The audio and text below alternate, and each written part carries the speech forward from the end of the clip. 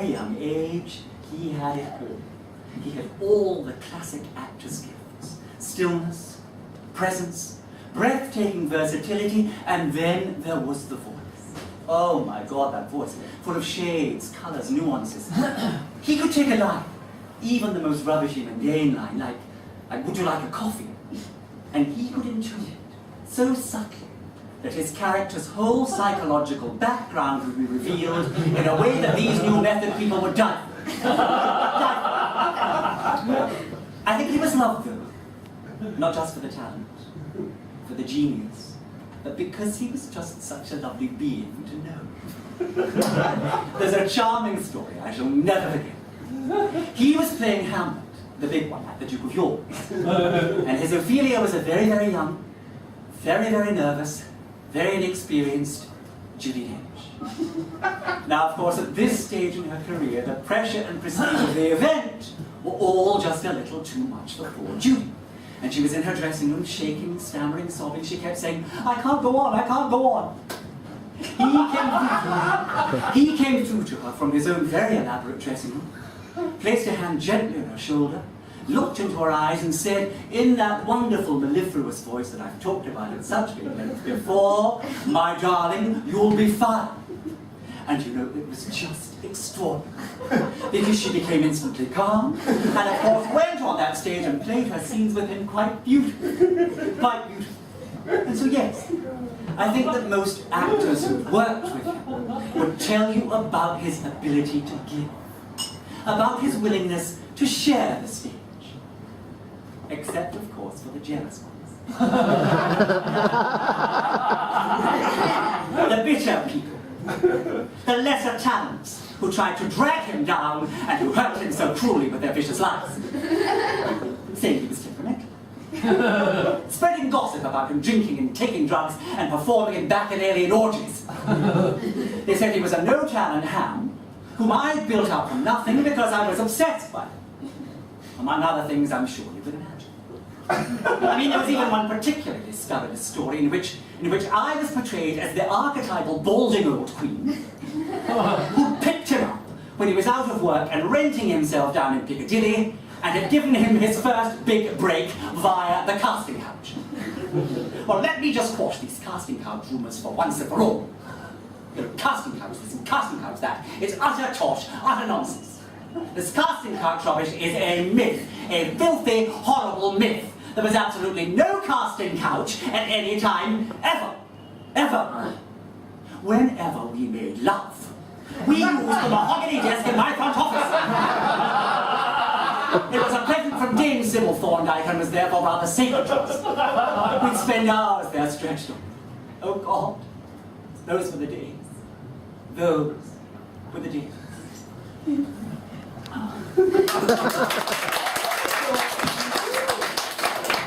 Now, ladies and gentlemen, we come to the titular poem of tonight's collection. This is called A Jealous Lassie's Poem. And it's all about girls in a Glasgow housing estate. And by the looks of some of you, I'm sure you can say. That's Lassie at a party was a much better dancer, so I won't go outside and I just fucking stabbed her. Ran round the house with it like an hour, then a man eyes batting at my door. She goes, you see what you've done to my daughter? I go, spare it, you cow, you fucking slaughtered. Then the bastard opens her coat. You want to see the knife she's got? It's twice the fucking size of mine. She hacks it into us, the dirty old swine. No, I'll never dance again. If only I'd left my knife at home. See, jealousy, but it's just pure clatty. Make me stab her Lassie because she was better at dancing at a stupid fucking party.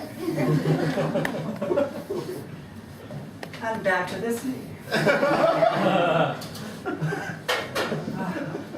Give me a minute while I change.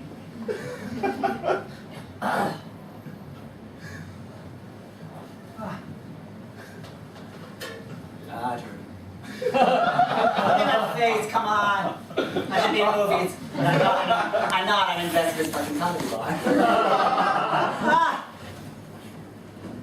There was Tallulah Bankhead, Billie Holiday, and me. Now that's a fucking dyke party, baby. Bourbon's flowing, cocaine's flowing. Billie passes round an opium reefer. Tallulah starts masturbating on a signed photograph around her.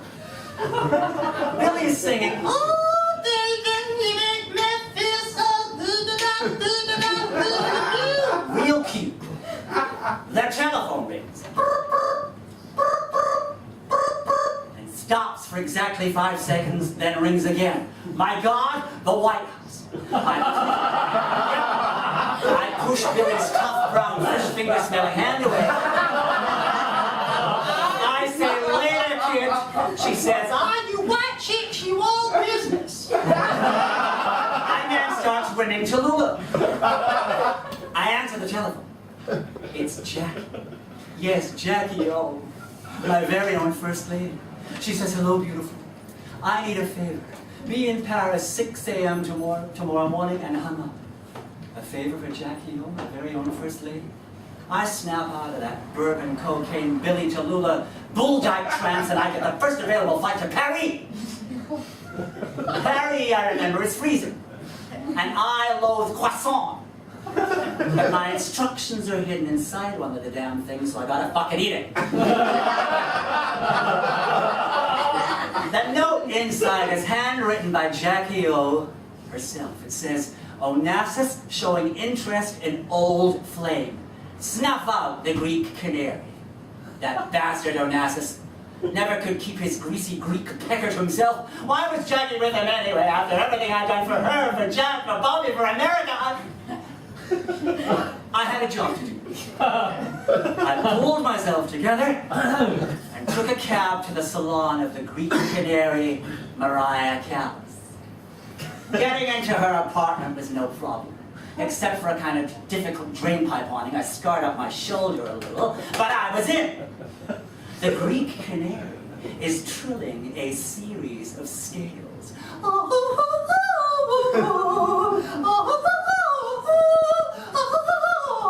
My God, that voice. Depth, tone, tragedy, pathos, melodrama. Sure, the top note was kind of shaky. Come on. This dame was a leading player in one of the century's great love dramas, and I was here to bring the chapter to a close. I inched my way slowly along the hallway. She hit a magnificent high C, or maybe an F, and held it for a whole steering crystalline eternity, just as my fingers found the flesh of her throat. Oh, but Callas was no pushover. She turned around and she fought me like a hellcat. My God, I was wrestling Norma, Medea, Tosca, Latravia fucking Autumn. Her silk kimono opened and I caught a glimpse of one beautiful naked breast, exciting. And in different circumstances, who knows? But I was a pro, and this was a job for Jackie. Oh, hey, that rhymes. My fingers found the flesh of her throat. I squeezed, then squeezed again. Just like it says in the Assassin's Handbook, Callas is finished. The Greek canary is silenced for good. I pushed some pills down her throat. Splash some booze over the body. Scatter some anguished love letters. The rest is... The rest is extremely hurtful, actually. I called Jackie. It takes her people 2 fucking hours to get me through to her. She's with Onassis in the Seychelles on his yacht. I say, mission accomplished, beautiful. She says, terrific. But don't call me beautiful over the telephone. There's an ugly, awkward silence as I wait to be invited aboard the yacht with Greta Garbo, Noel Coward, and Winston Churchill. No invitation was forthcoming. Instead, she says I should pick up my check at the usual place and lie low for a while. I say, sure. Will I see you at Tallulah's? She laughed as only Jackie could laugh and hung up. I never saw her again.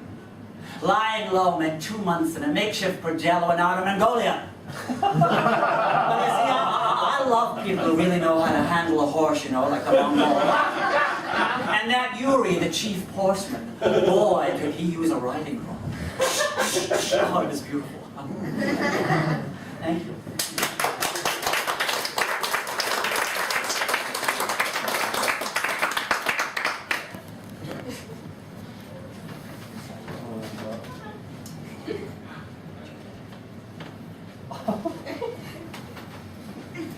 I got a Judy Garland doll. Have you got a Judy Garland doll? I got a Judy Garland doll. Have you? Judy Garland dolls by Mattel. The perfect gift for young queens everywhere. Go over the rainbow with Judy. Sing live with Judy at Carnegie Hall. Throw tantrums in your trailers. I don't want to make this fucking movie! I got a Judy Garland doll. Have you got a Judy Garland doll? I got a Judy Garland doll.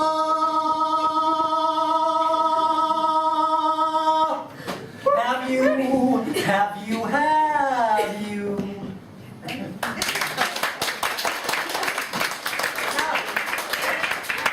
This next piece is a story about the golden age of Hollywood. This is called It Happened in Hollywood, Take It From Me. Oh, it's stopped. Judy Garland woke up one morning with a real bad hangover. Shit, she's on. I overdid the pills and booze again. I gotta get a grip. Then to get herself together, because she was due on the set in less than an hour, she fumbled for a couple of strong guns. High-octane speed bombs, they might be called nowadays. Then, being the great Judy, she knocked them back down her rainbow-bound throat with a neat vodka. Her hangover was beginning to recede, but so, unfortunately, was her hairline. Shit, she thought, perusing her badly fraying hairline in the great our Hollywood bedroom mirror. It's those damn pills. They're fucking killing me. And then to make herself feel better, she downed a couple of Dexedrines. Well, Dexedrine's just like Benzedrine, only better. Another neat vodka, and Judy jumped in the big, bright red limo that those in the Hollywood knows say Errol Flynn, Hollywood's most well-hung actor, had given to Judy because, as he's rumored to have said, now I know how you can hit and hold those great resonant notes so sensationally, you got the deepest throat in all Hollywood. Meanwhile, and boy do I mean me, the studio was all abuzz with Judy Garland back home. Would she make it on the set? Would she know her lines even? Would she make it through the terrifically difficult dance routine that Busby Berkeley had choreographed for Judy, because that old faggot was nursing her grudge for that poor pill-popping singing star kid that went all the way back to Babes on fucking Broadway. Judy flung herself into her makeup chair and said to Dottie McGuire, her favorite loyal and lethally lesbian makeup gal, "Kick it on, Dottie, kick it on, because you know what, I'm fucking terrified." Dottie, who'd only been in Hollywood a couple of years after emigrating from the Ardroyne in West Belfast, looked deep in Judy's big black Benzedrine eyes and said, "You go right in that fucking set, and you show them that fire, that's you, you're a fucking star." Then she expertly did Judy's makeup, matching Judy's hairline with some spare boot black that Al Jolson left lying. Then she gave both of Judy's tits a good smack and Ardroyne kiss, because that was something dykey Dottie always into Judy before she went out onto the glare of the set. "You're late again!" howled Busby Berkeley, when Judy finally made it out there under those huge, hot lights, and nobody but the most hawk-eyed Hollywood cameraman could have seen Betty Davis, lurking deep in the sunset shadows, because Betty had a nose for disaster, loved to see other stars in trouble, and had crept onto the set because, well, you never know. This might be the moment when dear little Judy finally cracks. Ha! God, that Betty Davis was such a bitch. And she fed those first tantalizing snacks to the howling Hollywood press about Joan Crawford's cruelty to those 4 poor orphans she adopted.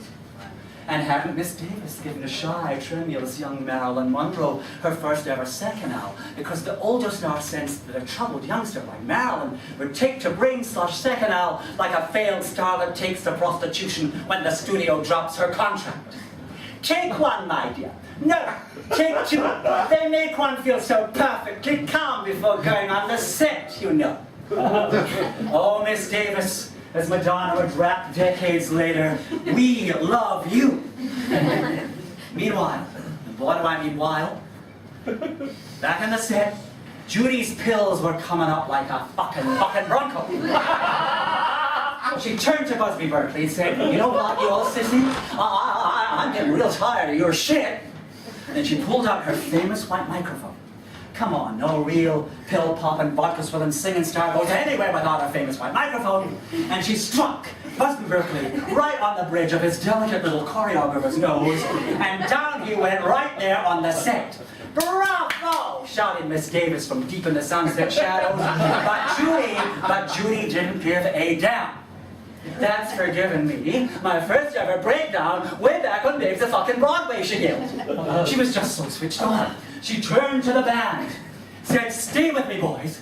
Looked down the camera lens with those big black Benjadine eyes, said, "Roll them," flipped the microphone lead up over her shoulder, and just tore into the most big-throated, dramatic rendition of "Ding Dong, the Witch is Dead" Hollywood had ever known. God, there was everything in that song. Judy dredged up every pang of pain she'd ever experienced. Homosexual fathers touching up good-looking high school boys and getting fired from movie theater management. Overzealous stage moms, baying in backstage dressing rooms over and over again, "Sing louder, Judy, kick higher!" The terrible betrayal of coming home from a hard day's hitting and hollering those great dramatic notes, tinged with pathos, flavored with a barely controlled vibrato, and finding homosexual husband getting fucked in the ass by a handsome household handyman. God, how Judy tore it up that day. She hit those ding-dong notes with such devastating brilliance that Betty Davis, who you may remember, had crept onto the sunset only in the hope of seeing a fellow legend spectacularly crack, had a complete change of Weltanschauung. I put that word in for the university graduates. Yes! Betty Davis was moved beyond words. That old bitch stood there in the sunset shadows and watched Judy Garland sing her drug-addled heart out like no other star could sing. Madonna ha-ha, Madonna ha-ha. And Betty Davis, by way of homage à la Judy, let one solitary tear drip from her, yes, I think it was the right eye, because the left was still transfixed on Busby Berkeley, and hoping that the old fairy was dead, when, get this, Marilyn Monroe came creeping onto the sunset shadows too, because she was on her way to a clandestine acting class at the Copacabana Acting School, and didn't want any stray Hollywood press getting wind on it. And sure, she'd been wowed by the great Garland vocalathon, which was sweeping through the studios like some kind of benign, no Benjadine tornado. Wow, thought Marilyn, leaning against a handy lighting guy and giving him quite a hard-on. What lung power, what lung power. I wonder if it's true about Judy getting such a big white space at the back of her throat from deep-throating air all things. Maybe I too want to try. Hey, why's my dress all wet? So there's Marilyn and Betty in the sunset shadows, and Marilyn suddenly notices that Betty Davis is crying. Miss Davis, you're actually crying, but this has to be some kind of a miracle. And she reaches out and catches Betty's tear in her slightly pudgy Hollywood agent masturbating palm, and proves right then and there that she was no dumb fucking blonde. Miss Davis, I'm going to take this soft diamond that you wear for dear deranged Judy, and I'm going to have it frozen for all posterior. I mean posterior. Oh, my dear, won't you have some more second out? Oh, no, Miss Davis, indeed I won't. You see, I'm doing a PhD in histrionic art. That's acting, you know, and I need a clear head. And besides, I need to take your tear and have it frozen fast. Betty Davis almost fainted, then grinned in spite of herself as Marilyn sashayed off in 6-inch spike heels and a gown cut so low you could practically see her orange grove. But let's get back to Judy. I don't know. Let's stick with Marilyn. Well, everybody knows that the biggest freezer in Hollywood was Joan Crawford. And not so dumb now, as we've seen Marilyn, goes right to the trailer of the ice queen herself and says, "Miss Davis, I have a Betty Davis tear here. Please freeze it for all posterity." Joan Crawford, who denied her fierce, lesbian, masochistic passion for Betty Davis ever since the bug-eyed Davis had haughtily ignored Crawford in a Warner Brothers corridor over 25 years before, dropped to one frigid knee and said, "At last, something wet from Bet. I had it fixed on that platinum chain I got made while I was on vacation on the Isle of Lesbos." And as Marilyn dropped the Judy-provoked Betty wet tear into Joan Crawford's ice queen palm, it froze with a delicious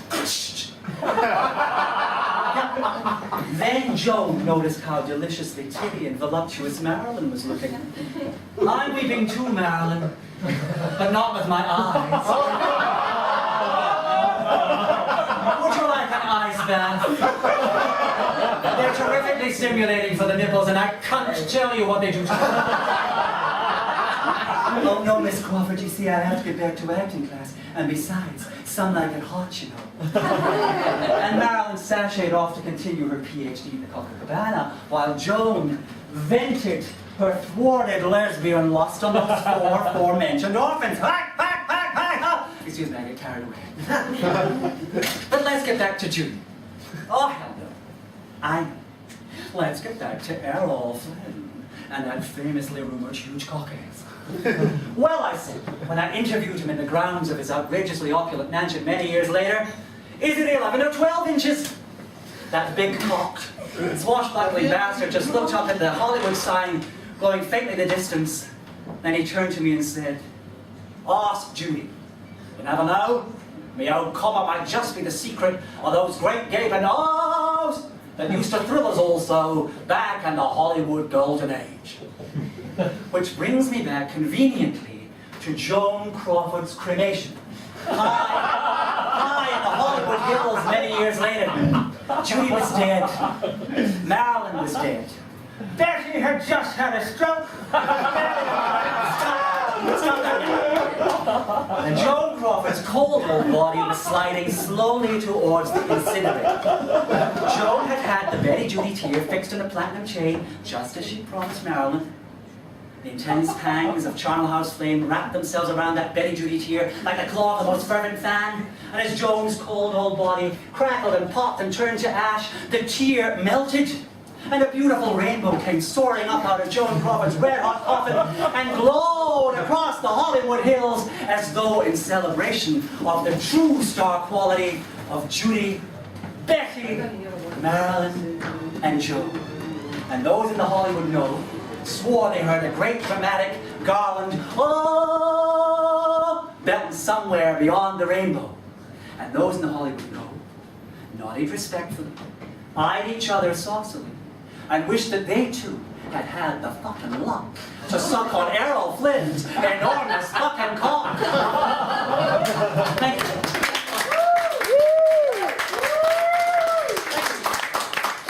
We've got a wee guest star who's come all the way from the Carlton, they're really kind to her. She's quite attentive, we think. Just go and get her, see if she's ready. She's going to do a wee street song.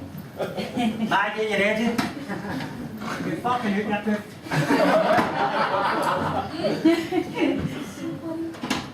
Hiya. Maggie acting street singer. Well, when the big Baldicon asked us if I dare spot on his show, I thought, what the fuck am I going to do after songs about fucking something cunts off and bogs and all the rest of it? The only thing I can do is the Incest Song, which is a favourite of Judy's. Thank you.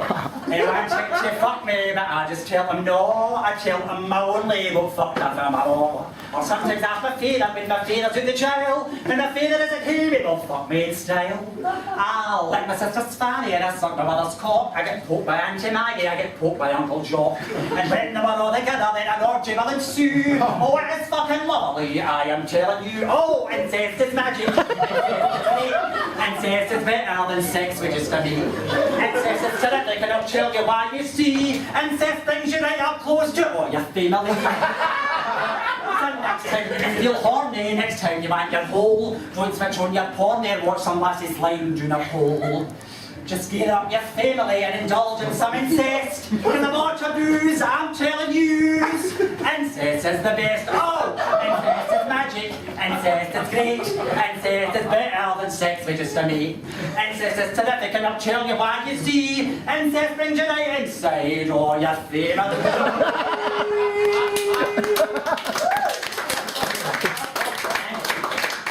And now, camp. Camp. There's a very, very old lady with wrinkled tits sitting in a high-back chair in an ancient decaying mansion under richly coloured stained glass windows. Patches of amber, scarlet and weird absinthe green colour her powdery skin. Her hair is thinning silver whispers. Occasionally, she cackles and tickles her cunt. Every time she cackles and tickles her cunt, a young boy converts and falls under her spell. The boys' parents will see their son make extravagant theatrical gestures. He'll adore doomed singers and will apply makeup secretly, then gradually more and more overtly. He'll seek out similars, and they'll cackle as the old lady masturbates away in her crumbling mansion. The world's still not ready for her raucous progeny, and her converts are often prone to suicidal longings and mood-altering substances. Peacock feathers, Japanese flowers embroidered on silk, scars won in wars by stray, stupid soldiers on the run from wives. They're good at high kicks, catwalks, and can often be found in the beds of heads of state being stroked like cats. Some look back on their poor ordinary parents with scathing derision. Some drink too much and chase after sailors, end up drowned in their own fur coats.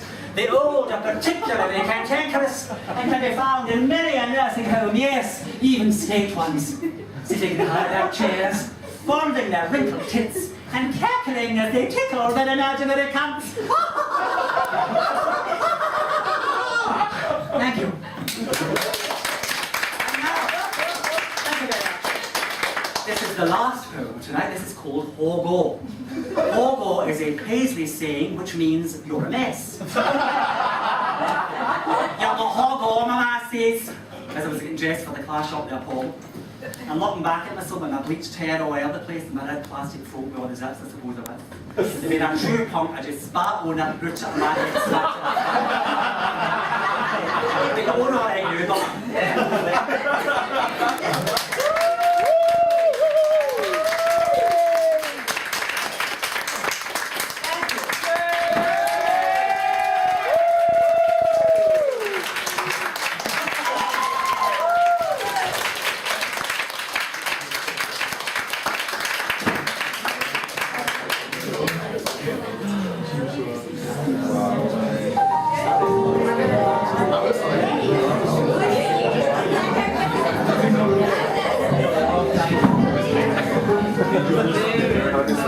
Ladies and gentlemen, can you please clear the room, please, for our show starting very soon? If you could take your drinks upstairs. Thank you very much. Hope you enjoyed the show. Your green little passes will get you into the 10 o'clock and the 11:30 show. We have another show going on first. Thank you very much.